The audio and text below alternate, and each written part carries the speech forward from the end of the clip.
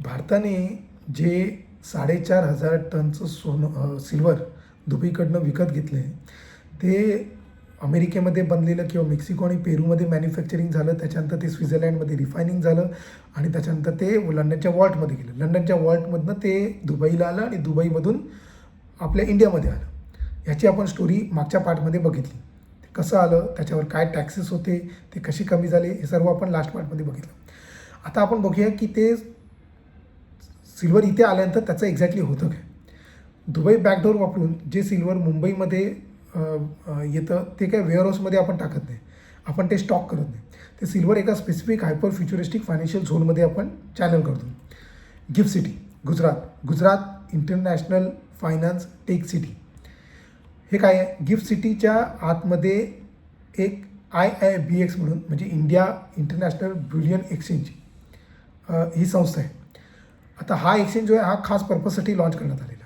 Qualified jewellers, industrial players, direct gold आणि silver imports आणि तेही old cartel of state nominated banks bypass करून. पूर्वी इंडियामध्ये सिल्वर इम्पोर्ट करणं म्हणजे लिटरली एक आठवडाभर चालणारी ब्युरोक्रॅटिक नाईटमेअर होती. आणि आज या गोष्टी सगळ्या तासात होतात, 3 तासात होतात, 4 तासात होतात. इंडियामधले ज्वेलर्स जे आहेत हे ॲक्च्युअल मॅसिव्ह इंडस्ट्रीचे प्रॉक्सीज आहेत. ते IIBXवर ऑर्डर टाकतात. किती? 5 टन, 10 टन, 20 टन्स आणि एकाच वेळेला टाकतात. ऑर्डर दुबईमध्ये एक्झिक्यूट होतो. सिल्वर सिक्युअर कार्गो फ्लाईटने Dubai to Ahmedabad free trade झोनमध्ये कस्टम क्लिअर होऊन जातो आणि मग सिल्वर डिसअपिअर होतो. तो इंडियन इकॉनॉमी म्हणजे या इकॉनॉमीच्या डीप स्टोरेजमध्ये जातो. आता एवढं अर्जन्सीने का होतं आहे?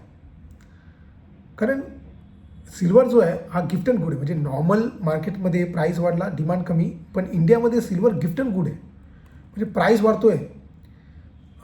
लंडनपासून दुबई शॉर्टेज रुमर्स सगळीकडे पसरतात आहेत. सिल्वरची शॉर्टेज आहे हे पूर्ण जगाला माहिती आणि त्याच्या रुमर्स इंडियन बायर्समध्ये सुद्धा पसरतात आहेत. मग इंडियन बायर्स काय करतात, ते पॅनिक होतात, ते पॅनिक बाईंग करतात. कारण त्यांना माहिती आहे की दुबई बॅकडोर कायमचा उघडा राहणार नाही. वेस्टर्न बँक्स त्याच्यावर प्रेशर टाकतील, लूपहोल कधी ना कधीतरी बंद होईल आणि लंडन वॉल्स कधी ना कधीतरी झिरो होतील. कारण सिल्वर असं पण त्याच्या शॉर्टेजमध्ये. म्हणून इंडियन इंडस्ट्री आजच 2026, 2027, 2028पर्यंत सप्लाय खरेदी करतो. ह्यालाच म्हणतात फ्रंट रनिंग द फ्युचर. आता यामागचं खऱ्या अर्थाने इंजिन काय आहे तर make in India, specifically PLI म्हणजे प्रोडक्शन लिंक इन्सेंटिव्ह स्कीम. आता ह्या स्कीम्स आपण कोणाला दिलेत, गव्हर्नमेंटने कोणाला दिलेत, या सोलार कंपनीजला दिलेत किंवा इलेक्ट्रॉनिक्स कंपनीला दिलेत. आता सोलार आणि इलेक्ट्रॉनिक्समध्ये सिल्वरचा काय संबंध, तर इंडियन गव्हर्नमेंट्स ॲक्च्युली $1 बिलियन यांना सबसिडीसुद्धा देतो या कंपन्यांना. आणि ह्याच कंपन्यांमध्ये सगळ्यात मोठी नावं जी आहेत ती तुम्हाला सुद्धा माहिती आहेत. Adani group, Reliance industries, Tata electronics, हे सगळे जायंट्स आहेत, हे लक्षात ठेवा. आता सोलार पॅनलमध्ये सिल्वर वापरली जाते कारण सिल्वर पेस्टशिवाय सोलार पॅनल बनूच शकत नाही. सिल्वर कॉन्ट्रॅक्टशिवाय 5G टॉवर उभे राहूच शकत नाही. सिल्वर स्विचेसशिवाय EVचं इन्फ्रास्ट्रक्चर उभंच राहू शकत नाही, म्हणजे इलेक्ट्रिक व्हेकल्स. आता हे इंडस्ट्रीयल जायंट्स काय मूर्ख आहेत का, ते सगळं मॅथ करून बसलेले आहेत. ग्लोबल सिल्वर मायनिंग फ्लॅट आहे त्यांना माहिती. डेफिसिट जो आहे तो परमनंट झाले आहेत हे सुद्धा त्यांना माहिती. सिल्वरचे शॉर्टेज आहेत ही रुमर्स नाही आहे हे सुद्धा त्यांना माहिती. म्हणून सिल्वरला ते ऑइलसारखं ट्रीट करतात. ऑइल तुम्ही गरज पडल्यावर खरेदी नाही ना करत, ते रिझर्व टँक भरायला खरेदी करतात. तसंच इंडिया सध्या करते. आता वेस्टसाठी हे सगळं टेरिफाईंग काय, कारण इथे प्राईस इनइलॅस्टिसिटी प्राईस जी आहे त्याच्यामध्ये इनइलॅस्टिसिटी. आता सिल्वर 35वर गेला, $35वर, पण इंडिया थांबणार आहे का घ्यायचा? नाही. सिल्वर $50ला गेला, मग इंडिया थांबणार आहे का घ्यायचा? नाही. कारण टॅक्स आर्बिट्राज अजून चालू आहे. आता 5 बिलियनची सोलार फॅक्टरी सिल्वर महाग झाली म्हणून काय बंद करणार का? नाही. आता इंडियन बायर प्राईस शॉपर नाही आहे, तो सप्लाय सिक्युरर आहे. ही गोष्ट लक्षात घेण्यासारखी आहे. त्याला प्राईस नाही तर त्याला पोझिशन महत्त्वाची. लंडनमधून तर काय रिपोर्ट्स येतात आहेत ते UK सिक्युअर लॉजिस्टिक कंपनी जे आहेत, ज्या armed trucks London wall to Heathrow एअरपोर्टला नेतात, त्यांचे ट्रक्स, ते ट्रक आता फक्त एकाच डायरेक्शनने जातात, ते आउट, म्हणजे कुठे UAEकडे, दुबईकडे. आणि स्विस रिफायनरीसुद्धा एकदम चोक झाले. त्यांच्याकडे 1000 औंस बार किलो बार्स म्हणजे 1 kg मध्ये मेल्ट करायला कॅपॅसिटी अपुरी पडते.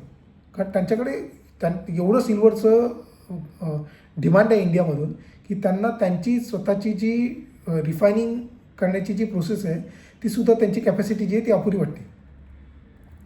आता याचा रिझल्ट काय, तर स्क्रीनवर तो $32ची प्राईस येते सिल्वरची स्क्रीनवर, पण मुंबईमध्ये त्याच्या ॲक्च्युअल 1 kg बार खूप महाग मिळतो आहे. पेपर प्राइसेस आहेत, फिजिकल रियालिटी जी आहे ही दोन्ही वेगवेगळे झालेले आहेत. आता कोमेक्ससाठी हा नाईटमेअर सिनारी आहे. हा कोमेक्स काय प्रकार आहे, कोमेक्स हा थिओरिटिकली डिलिव्हरी मार्केट आहे. कोणाचा, म्हणजे तो लंडन वॉल्टचा एक डिलिव्हरी मार्केट आहे फक्त, आणि तो लंडन वॉल्टवरच डिपेंड आहे पूर्णपणे. म्हणजे लंडनमध्ये जे सिल्वर स्टोअर केले गेलेले आहे त्याच्यावर कोमेक्स पूर्णपणे डिपेंडंट आहे. आता लंडन रिकामी झालं तर कोमेक्स काय एक आयलंड बनेल. इमॅजिन करा, एका मंडे मॉर्निंगला समजा कोमेक्सने अनाऊन्स केलं की due to logistic constraint physical silver delivery is not possible. लगेच कॅश सेटलमेंट्स होतील, मेटलऐवजी डॉलर्स ते होतील की मेटल्सऐवजी तुम्ही डॉलर्स घ्या, म्हणजे सिल्वर नाही देत तुम्हाला आम्ही, तुम्ही डॉलर घ्या. आणि पण डॉलर असा पण तो डिडॉलरायझेशन झाल्यानंतर त्याचीसुद्धा आता जी व्हॅल्यू आहे ती कदाचित हळूहळू पुढे घटेल आणि कदाचित नष्ट होऊन जाईल. मग डॉलर कशाला घेणार, तो क्षण म्हणजे लिटरली गेम ओव्हर आहे. आता सिल्वर 35 स्क्रीनवर दिसतो, पण ॲक्च्युली स्ट्रीटवर किती आहे तो $100. आता $100चा सिल्वर फक्त इंडियामध्येच जर येत असेल, कोणाकडे येतं, तो इंडियामध्ये येते. तर तुम्ही विचार करा की हा सगळा काय प्रकार काय. आता ह्याच्या आपण एंड गेमकडे जाण्यासाठी मला याचा तिसरा पार्ट बनवावा लागेल, कारण हा व्हिडिओ पुन्हा खूप जास्त मोठा होतो आहे. तर तिसऱ्या पार्टमध्ये आपण समजून घेऊया की सॉरेन स्क्वीज काय आणि लंडन ह्या सगळ्या गोष्टींमध्ये कसा काय ब्लीड करतो आणि याचा एंड गेम काय आहे, आणि या स्टोरीला आपण किती मिसअंडरस्टूड केलं आहे आणि ॲक्च्युअल आपल्याला काय समजून घ्यायला आपण हे तिसऱ्या पार्टमध्ये. Thank you so much.